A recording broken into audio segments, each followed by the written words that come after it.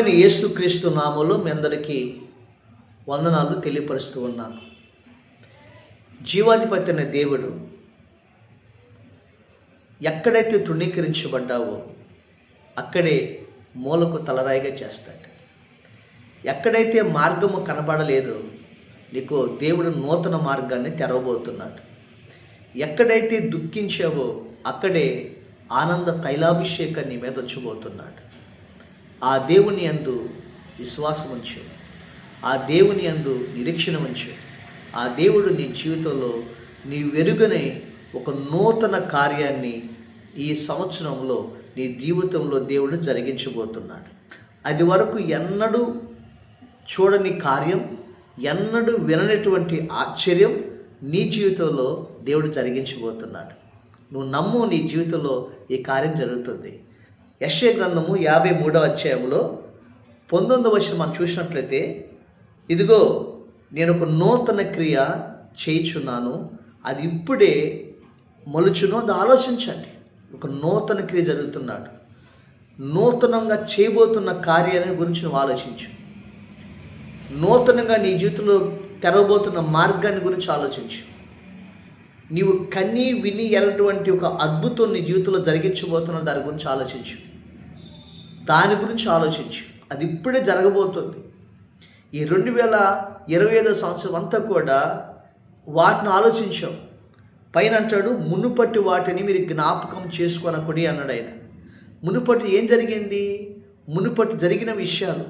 మునుపు నా జీవితంలో దుఃఖమైంది, మునుపు నా జీవితంలో వేదన, మునుపు నా జీవితంలో అప్పులు బాధ, మునుపు నా జీవితంలో అశాంతి, సమాధానం లేదు, మునుపు నా జీవితం అంతా కూడా బంధకాలు, శోధనలు గుండా నేను నడిచాను. అయితే ఈ సంవత్సరం దేవుడు నువ్వు జరిగిన విషయాల్లో నువ్వు బాధపడుతున్నావు, కానీ దేవుడుకు నూతనమైన మార్గాన్ని నీకు నడిపించబోతున్నాడు. నూతన కార్యాన్ని జరిగించబోతున్నాడు. ఓసారి నువ్వు ఆలోచించు. దేవుని స్తోత్రం. ఏంటి నూతన కార్యము అని మనం చూసినట్లయితే ఇక్కడ ప్రభు చెప్తున్నాడు, నేను అరణ్యములో త్రోవ కలుగు చేయొచ్చును అని అన్నాడు. అరణ్యము అంటే గమ్యము లేనిది. అరణ్యం అంటే అసలు త్రోవ అనేది నీకు కనపడింది. అరణ్యం అంటే మొత్తం జీవితంతో మూసుకుపోయింది. ఎటు వెళ్ళాలో తెలియదు, ఏమి చేయాలో తెలియదు. అసలు నా జీవితం ఏంటో గమ్యము లేని పరిస్థితి. అసలు నీకు అంత శూన్యమే కనిపిస్తుంది. అంతా నీకు జీవితంలో శూన్యము తప్ప మరి ఏమి కనిపించిన పరిస్థితి వచ్చింది. అయితే ఆ అరణ్యములో, ఆ శూన్యములోనే దేవుడు అద్భుతమైన కార్యాన్ని జరిగించబోతున్నాడు. దేవుని స్తోత్రం. ప్రియులరా, ఇదే బైబిల్లో జరిగింది. ఇశ్రాయేల్ ప్రజలు కొన్ని సంవత్సరాలు వాళ్ళ జీవితంలో మొత్తం ద్వారాలు మొత్తం మూసుకుపోయాయి.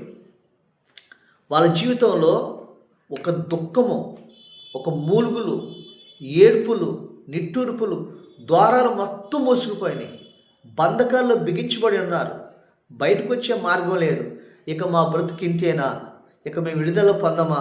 ఇక మాకు మరే మార్గం లేదా? బయటపడే మార్గం లేదా? మా జీవితం అంతా, మా కష్టాజీతం అంతా కూడా ఇలాగేనా?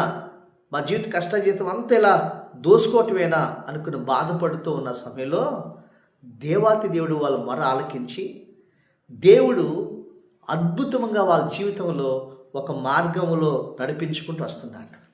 ఆ మార్గం ఏంటంటే, వాళ్ళు ఒక అరణ్యం దగ్గరకు తీసుకొచ్చాడు.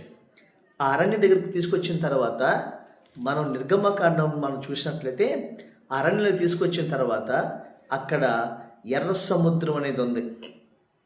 ఆ ఎర్ర సముద్రం దగ్గర వాళ్ళందరూ కూడా ఆగారు. ఇప్పుడు ఎర్ర సముద్రం దగ్గర ఆగినప్పుడు వాళ్ళని ఫరో ఒక మాట అంటాడు, ఈ అరణ్యము వాళ్ళు మూసివేసింది అంటాడు. ఏమంటాడండి?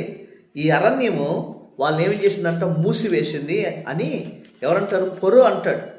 ఆ మాట మనం చదివినట్లయితే ఈ అరణ్యము వాళ్ళు మూసివేసింది కాబట్టి ఇక వాళ్ళు మన చేతిలో చిక్కారు, వాళ్ళు ఎక్కడికి బయటికి వెళ్ళలేరు అన్న పరిస్థితిలోకి వచ్చారు. ఈ అరణ్యం వాళ్ళు మూసేసింది అని అలా అంటున్న సమయంలో దేవుడు ఒక అద్భుతమైనటువంటి కార్యాన్ని దేవుడు ఒక మాట చెప్పాడు. దేవుని స్తోత్రం కలుగును గాక. ప్రజలా, ఇది చూడండి 14 అధ్యాయము 3వ వచనం చూసినట్లయితే, ఫరో ఇశ్రాయేలును గూర్చి ఈ దేశంలో చిక్కుబడి ఉన్నారు, ఈ అరణ్యము వారిని మూసివేసినని అనుకొనును. అరణ్యం వాళ్ళని ఏం చేసిందంటే మూసివేసిందంట. ఈరోజు అరణ్యం అనే ఆ అప్పులు బంధకాల్లో, అనారోగ్య బంధకాల్లో, లేదా నీ జీవితంలో ఏ పరిస్థితులు నిన్ను మూసివేసినాయో, ఇక బయటికి పడలేను, నా జీవితంలో ఇక గమ్యం లేదు అనుకున్న అరణ్యం మూసివేసిందో, ఆ అరణ్యం దగ్గర నుండి ఇశ్రాయేలు ప్రజలు మొరపెడుతున్నారు, అయ్యా ముందు చూస్తే ఎర్ర సముద్రం ఉంది, చుట్టూ అరణ్యము, శత్రువులు మమ్మల్ని తడుగుతున్నారు అంటున్నప్పుడు ఆ అరణ్యము దగ్గర ప్రభు ఒక అంటున్నాడు, ఏమన్నా తెలుసండి, మీరు భయపడకుడి, నేడు కలుగు చేయు రక్షణను మీరు ఓరకనే నిలుచుండి చూడండి. దేని స్తోత్రం అంటున్నాడు. మీరేమొద్దండి, భయపడకుడి. మన 13వ వచనం 14-13, మీరు భయపడకడి, నేను కలుగు చేయు రక్షణ మీరు ఓరకనే చూడండి. అరణ్యము మూసివేసింది. నీ జీవితంలో కూడా అన్ని పరిస్థితులు మూసివేసినాయి కాదు. 2025 సంవత్సరం అంతా కూడా నువ్వు చూస్తుంటే నీ పరిస్థితులు అన్నీ కూడా ఎలాగున్నాయి అంటే అసలు తారుమారు అయిపోయినాయి. అసలు బయటపడే పరిస్థితి లేదు. అన్ని అప్పుల బంధకాల్లో, అనారోగ్య బంధకాల్లో, శత్రువుల శోధనలో, ఈ పరిస్థితులన్నిటి మధ్యలో నువ్వు ముయ్యబడి ఉన్నావు కాదు. అక్కడ వాళ్ళు దేవునికి మొరపెడితే ఆ అరణ్యములోనే, ఎర్ర సముద్రములోనే ఒక నూతనమైన రాజ్య మార్గాన్ని ఎర్ర సముద్రం 2 పాయలుగా చేసి దేవుడు వాళ్ళు ఎప్పుడు కళ్ళతో కన్ని విరిగేటటువంటి ఒక నూతన త్రోవను దేవుడు వాళ్ళకి ఏర్పాటు చేశాడు. దేవుని స్తోత్రం కలిగినగా ఒక త్రోవను దేవుడు ఏర్పాటు చేశాడు. అదేనండి, ఎర్ర సముద్రాన్ని 2 పాయలుగా చేసి అప్పుడు ఒక నూతనమైన కార్యాన్ని దేవుడు వారి జీవితాల్లో అద్భుతం జరిగించాడు. చూసారండి, అరణ్యములో ఒక నూతన కార్యం జరిగించబోతున్నాడు. అంటే ఒక అరణ్యములో, సముద్రంలో ఒక నూతన కార్యం వాళ్ళ జీవితాల్లో. సముద్రము మూసివేస్తే, అరణ్యం మూసివేస్తే, ఆ మూసివేసిన చోటే ఒక రహదారిని, అదేనండి ఒక రాజమార్గాన్ని దేవుడు వాళ్ళకి ఏర్పాటు చేశాడు. దేవుని స్తోత్రం. నీ జీవితంలో కూడా అందులో చక్కగా నడుచుకుంటూ వెళ్ళిపోయారు. అదేనండి ఒక త్రోవ నీకు ఏర్పాటు చేయబోతున్నాడు. ఆ త్రోవ ఏంటి తెలుసండి, మేలు కలిగే త్రోవ.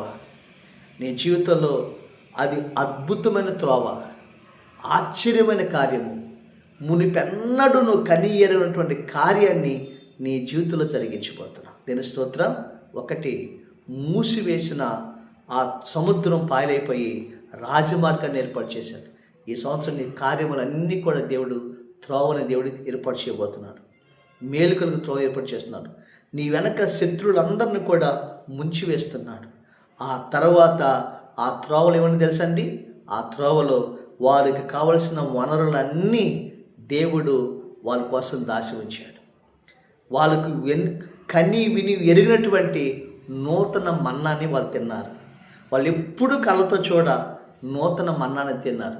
వాళ్ళు ఎప్పుడు ఆశ్చర్యం బండలో నీళ్లు తాగారు. వారు ఎప్పుడు కూడా వెరగనటువంటి ఒక మార్గములో నడిపించాడు. పాలు తేనెలు ప్రవహించే దేశాన్ని వాళ్ళు పొందుకున్నారు. దేని స్తోత్రం. ఒక నీ జీవితంలో కూడా ఇంతవరకు మునుపటి వాటిని జ్ఞాపకం చేసుకోవద్దు. ఫరో ఇలా బాధ పెట్టాడు, ఇలా కష్టాలు బాధలు పడ్డాం, ఇదిగో మా దోస్తుడు అన్నాడు, మా పరిస్థితులన్నీ మునిగిపోయాం, మాకు అరణ్యం అనుకున్నావా? ఈరోజు నెంబర్ 1 వాళ్ళ ఆస్తి మొత్తాన్ని, సమస్తమైన ఆస్తిని, వాళ్ళ కష్టాజీతాన్ని దోసుకున్నవాడు ప్రాణాన్ని దోసుకుని దేవుడు వారి కష్టాన్ని ఇప్పించాడు. ఈరోజు నీ కష్టాన్ని దేవుడు నీకు ఇప్పించబోతున్నాడు. ఎవరైతే నీకు అన్యాయంగా నీ డబ్బులు తీసుకున్నారో, నిన్ను బాధపడి వాళ్ళు నీ కష్టాన్ని ఇప్పించబోతున్నారు. 2, నీ మార్గాలన్నీ మూసుకుపోతే దేవుడు రహదారిని దేవుడు ఏర్పాటు చేయబోతున్నాడు. నీకు అన్ని త్రోవలు 2026లో చేయబోతున్నాడు. 3, నీ జీవితంలో నువ్వు ఎప్పుడు చూడటువంటి కార్యాలు నువ్వు అనుభవించబోతున్నావు. కాబట్టి ఈ రోజున వాళ్ళు అన్ని మార్గములో వాళ్ళు దేవుడు ఏర్పాటు చేశాడు. వాళ్ళు పాలు తేనెలు ప్రవహించే దేశంలో వాళ్ళు ప్రవేశించారు. వాళ్ళ దేవాతి దేవుడు వాళ్ళని నడిపించాడు. వాళ్ళ జీవితంలో కన్నీ విని నూతనమైనటువంటి కార్యాలు వాళ్ళ జీవితంలో చూశారు. దేవుని స్తోత్రం. వాళ్ళకి కావాల్సిన వనరులు, వాళ్ళకి కావాల్సినటువంటి ఆహారం, వాళ్ళకి కావాల్సినటువంటి అన్నీ కూడా దేవుడు వాళ్ళు చూడనటువంటి కార్యాలు వాళ్ళ జీవితంలో అనుగ్రహించాడు. దేవుని స్తోత్రం. ఇప్పుడే వాళ్ళ జీవితంలో జరిగింది. ఎడారిలో నదులను ప్రవహింపచేశాడు. ఎడారి అనే మార్గములో వాళ్ళ దేవుడు నడిపించి అద్భుతమైనటువంటి కార్యాలు జరిగించాడు. నీ జీవితంలో కూడా పిల్లరా ఇప్పుడే మునుకటి వాటిని జ్ఞాపకం చేసుకోవద్దు, పూర్వపు సంగతులను జ్ఞాపకం చేసుకోవద్దు. దేవుడు నీ జీవితంలో నూతనమైన త్రోవను తెరవబోతున్నాడు. నువ్వు ఎన్నడూ చూడని కార్యాలు చూడబోతున్నావు. ఈ నూతనమైనటువంటి కార్యాలు జరగబోతుంది కాబట్టి దాని గురించి ఆలోచించు. దేవుడు నీ జీవితంలో ఇలాంటి అద్భుతం ఈ 2026 సంవత్సరంలో నువ్వు చూడబోతున్నావు. దేవుని మహింపరచబోతున్నావు. శత్రువులందరూ కూడా వెనుకకు మునిగిపోతున్నారు. ఇక రాజ్యమార్గాన్ని తెరవబోతున్నాడు. దేవుడు ఆ మార్గంలో ఉన్న అన్నీ కూడా నీకు ఇవ్వబోతున్నాడు. ఆ దేవుణ్ణి మహింపరుద్దాం. ఆ దేవుడి యందు విశ్వాసం ఉంచు. ఆ కార్యం నీ జీవితంలో జరిగించును గాక. ఆమేన్. పరిశుద్ధుడైన మా తండ్రి, మీకు స్తోత్రాలు చెల్లిస్తున్నాం ప్రభా. ఈరోజు నీ వాక్యం ద్వారా మాట్లాడినందుకు స్తోత్రాలు. ఏ బిడ్డైతే నాకు అన్నీ మూసుకుపోయినాయి, ద్వారాలన్నీ మూసుకుపోయినాయి అని ఎవరైతే బాధపడుతున్నారో వాళ్ళకి ప్రభా నూతనమైన ద్వారాలు తెరవని, నూతనమైన కార్యాలు జరిగించమని, నూతనమైన అద్భుతాలను జరిగించమని యేసుక్రీస్తు నామములో ప్రభా ప్రార్థించి వేడుకుంటున్నాము తండ్రి.